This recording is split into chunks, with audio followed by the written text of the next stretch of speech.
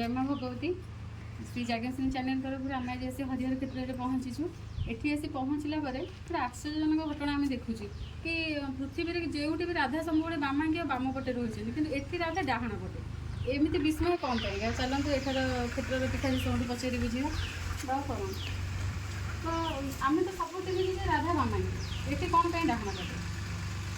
जय गुरुदेव जय बंधुगा जय जगन्नाथ एटी ये जगह एपटे विरूप आमर बही जाऊँगी विरूपर डाहाण हूँ हरिहर क्षेत्र तेणुक ये आम देख आम समस्ते बाम बगीचा पकाती आम डाहाण पैसा पकईचे जो मैंने रे दक्षिण स्कंदे पैसा बहरे तेणुक ये जगह हूँ जिते से देखिए कृष्ण जो मैंने राधा जोग कर जोग कर मूर्ति देखी जो पावरफुल दिने राधा कृष्ण चिंता कले जे राधा कहले कृष्ण 16 सहस्र गोपी की लेकर रासलीला कर मुझे दिने कृष्ण हो जाती ये जितक गोपी की सब नहीं जाए गोपी सब मोर हो जाती तेणुक कृष्ण टे हसिले कहले यहाँ कि संभव हो पारे कहीं ना से जोगर कथा जो जोग घर कथा जोग घर कथा कौन प्रकृति राधा कौन से जोग कर कि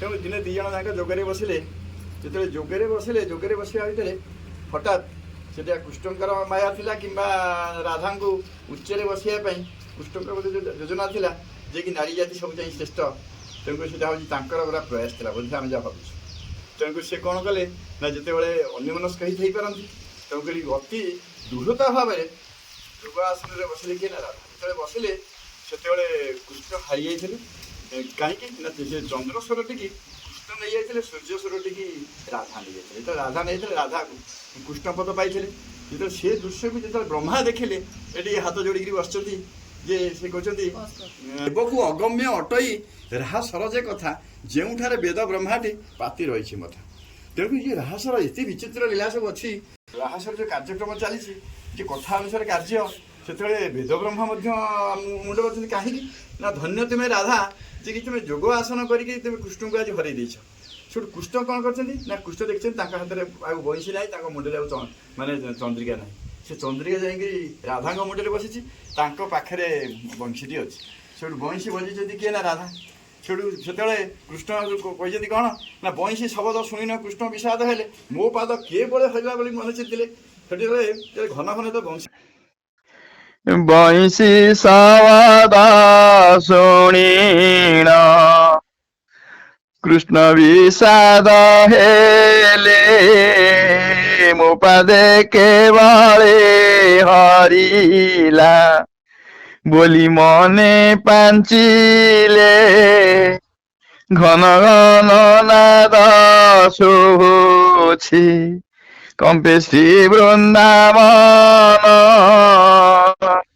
निशियध ठारे चलिले संगे सखा घेनीन केतेक दूरारे देखिले गड़ बांधी युवती द्वार जगे छंती वृंदाजे संगे घेनी न दूती द्वार पासे ओभा होए न बुलु छंती कन्हाई शुण आगो सहचरी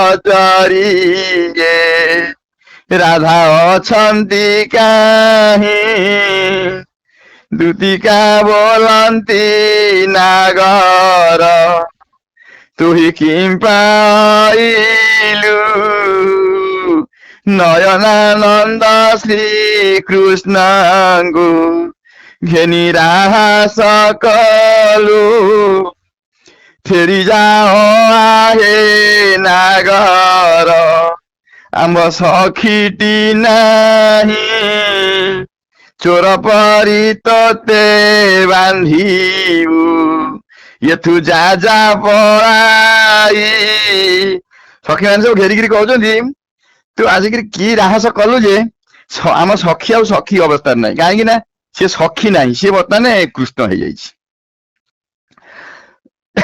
আরে চোর আম্ভে নিশ্চে দুতি গো কত সখী পাশ সে যেবে তুম্ভঙ্গ কহিবে ভেট তাহাঙ্ক পাশ শুনি দুতি বেগে চলিলে জয় শ্রীমতী ছন্তি কর যোড়ি দুতি কহନ୍ତି ଦ୍ୱାରେ ଉଭାସି ପତି କହନ୍ତି ଆମେ ଏମିତି ଭାବରେ ଗଡ଼ ବାନ୍ଧି ଦେଇଛୁ ଯେ ଗଡ଼ ବାନ୍ଧି ଦେଇଛୁ କିନ୍ତୁ କର ଯୋଡ଼ିକିରି ଉଭା ଶ୍ରୀପତି ଉଭା ହେଇଛନ୍ତି ଯେ କହୁଛନ୍ତି ଆମେ ଟିକେ ଭିତରକୁ ଛାଡ ତୁମର ବଚନେ ଆଣିବୁ ସେହି କଳା କହ୍ନାଇ ଦୁତିଟାର ଶୁଣି ଶ୍ରୀମତୀ କହେ ଓଷ୍ଠ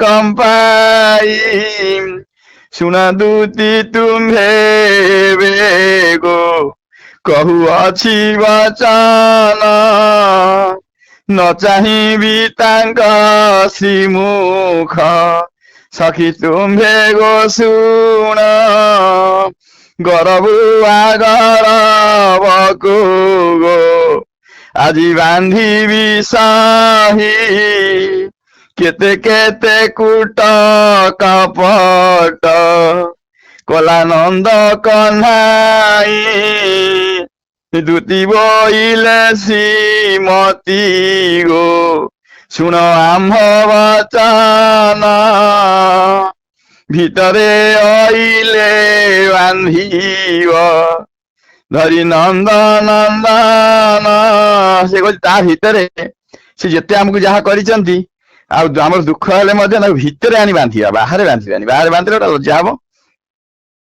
ତେଣୁକରି ସେଠି ଯାଇକିରି ଡାକିଛନ୍ତି ତାଙ୍କ ବନ୍ଧାବନ୍ଧି କେମିତି ହବ ସେ ବ୍ୟବସ୍ଥା ସବୁ କରାଯିବ ଆଉ ଶ୍ରୀମତୀ ବୋଇଲେ ପଣତେ ବାନ୍ଧି ଆଣିବ ତାଙ୍କୁ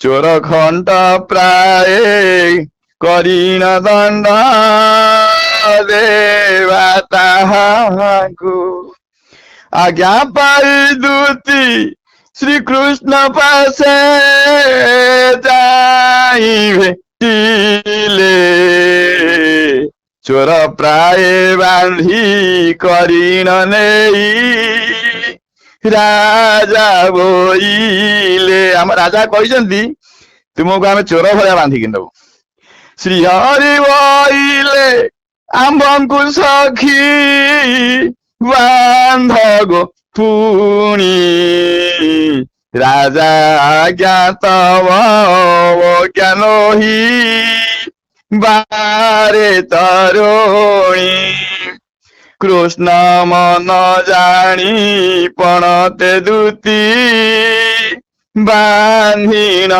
ନେଲେ ସିଂହାସନ ପାରୁ ସରେ ସେ ଯାଇ ଉଭା ହୋଇଲେ ତେବେ ସେ ହରସ ଦିଶିଲା ରାଜା ଶ୍ରୀମୁଖ ପୁଣ ତ୍ରାହି ଗୁରୁ ଅଙ୍ଗ ତୁମ୍ଭେ ଯେ ମୋହି ଗଲେ ଶରଣ ଏତେ କହି କର ଯୋଡ଼ିଣ କୃଷ୍ଣ ଅବନି ପରେ ସର୍ବଦୋଷ କ୍ଷମା କରିଣ ରଖ ଶରଣ ମୋରେ ବ୍ରହ୍ମାଣ୍ଡ କରସ ଯେ ପ୍ରଭୁ ପଡ଼େ ରାଧା ପାଦରେ କି କହିବି ତାଙ୍କ ଦୁଃଖ ଯେ ନାରୀ ଦେଲେ କୃଷ୍ଣରେ ଦାସ ଦୋଷ କ୍ଷମା ଦେବ হে ଗୁରୁ ଦେବ ଆପଣ ତୁମ୍ଭ ଅଙ୍ଗ ଆମ୍ଭେ ଖେରିଛୁ ତୁମ୍ଭେ ଅରୂପ ଜାଣ ତୁମେ ତ କ୍ଷଣକରେ କେତେ କେତେ ରୂପ ହେଇପାର କିନ୍ତୁ ଆମେ କେବଳ ଆଜି ରାଧା ଏ କୃଷ୍ଣ ରୂପଟି ହେଇଛନ୍ତି। ତେଣୁ ଆମେ ଯାହା କରିଛୁ ଦାସ ଦୋଷ ଟିକେ କ୍ଷମିବ। ଆଉ ମୋର ଦୋଷ କ୍ଷମା କରିଣ ସୁଧା ବରସ ତୁହି କୋଟି ତୀର୍ଥ ତୁମ୍ଭ ଶରୀରଙ୍ଗ ପଖାଳେ ମୋହି। କହନି ମୁଁ କଣ ମାନେ ତତେ ଦୋଷ କ୍ଷମା କରିବି? ତୁ ତ ବର୍ତ୍ତମାନ ତୋ ପାଖରେ ସବୁ ତୀର୍ଥ ବର୍ତ୍ତ ସବୁ ତୋ ପାଖରେ, ତୁ ଯେତେବେଳେ କଳାପ୍ରାପ୍ତ ହେଇଛୁ, ତେଣୁକରି ଆଗେ ମୋ ଦୋଷ ଟିକେ କ୍ଷମା କର।